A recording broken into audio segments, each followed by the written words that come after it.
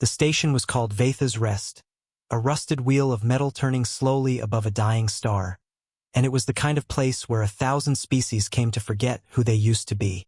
I was one Chalavake among them, one human, in a bar that smelled like ozone and burnt sugar, nursing a drink I couldn't afford, on a station that didn't care if I lived or died. That's when she walked in.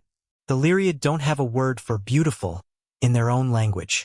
They don't need one.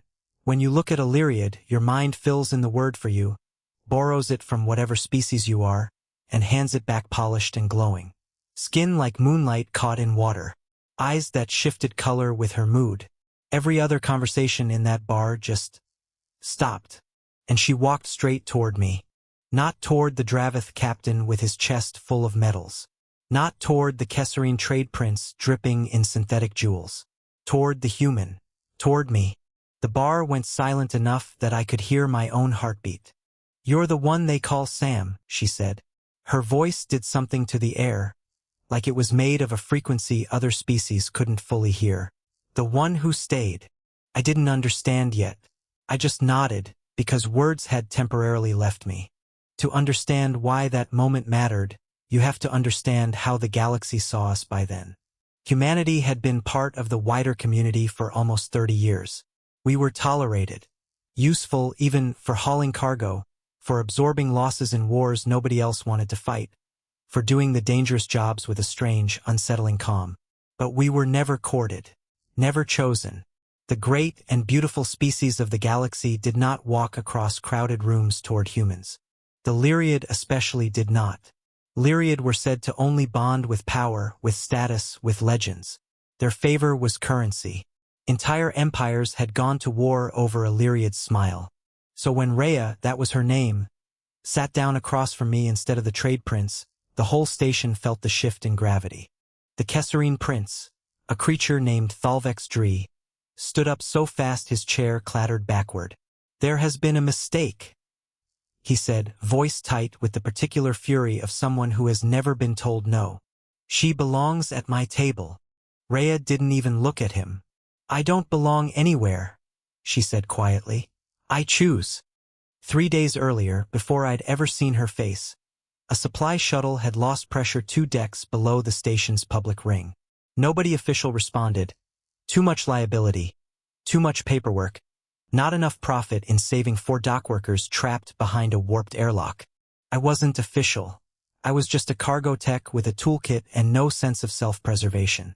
I remember the moment the emergency bulkhead groaned and I had maybe 90 seconds of air left in my suit, welding a patch by hand because the station's automated systems had already written the section off as a loss.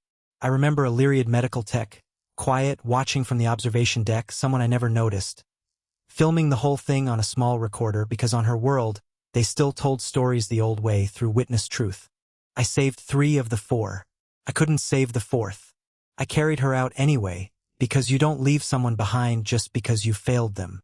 I didn't know Rhea had watched that recording 40 times.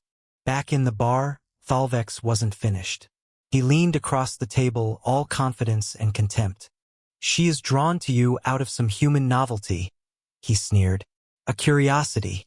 It will pass. Humans have no legends, no lineage worth binding to. You are a species of laborers." The bar had gone fully quiet now. Even the bartender had stopped pretending to clean glasses. Rhea turned to him then, and her eyes, I swear they changed color, from that soft moonlight blue to something sharper, colder. "You misunderstand what draws us," she said. "We do not choose power. We choose proof. Proof that something inside a person will not break, even when breaking would be easier. Proof that a species can look at a doomed man and decide he is still worth dying for." She looked back at me. "I have watched 100 worlds parade their champions in front of me. Warriors, princes, conquerors. Do you know what none of them have ever done, Sam?" I shook my head, throat too tight to speak. "None of them have ever knelt in a flooding corridor, out of air, holding a stranger who was already gone, just so she wouldn't die alone." The whole bar heard it. I felt every eye in that room shift, recalculating something about an entire species in real time. Thalvex tried one more angle the way cornered pride always does. "Sentiment," he spat. Weakness dressed as virtue. No, Rhea said, and for the first time her voice carried to every corner of the room, translated automatically into a dozen tongues at once. Strength.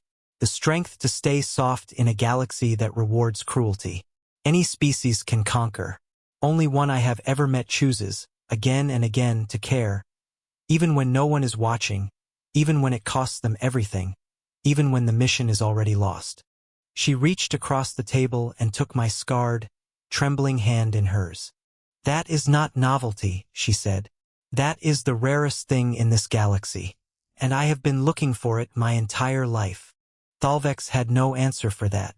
Empires don't have a rebuttal for love that isn't bought. News of that night spread faster than any battle report. Not because a beautiful alien had chosen a human, but because of why. Diplomats studied the recording. Historians argued over it. For the first time, other species stopped asking what humans could do for them, and started asking what humans were. I still don't fully understand why she chose me, out of every legend in the galaxy. Maybe she never wanted a legend at all. Maybe she just wanted someone who would stay. And for the first time, the galaxy understood what it truly meant to be human.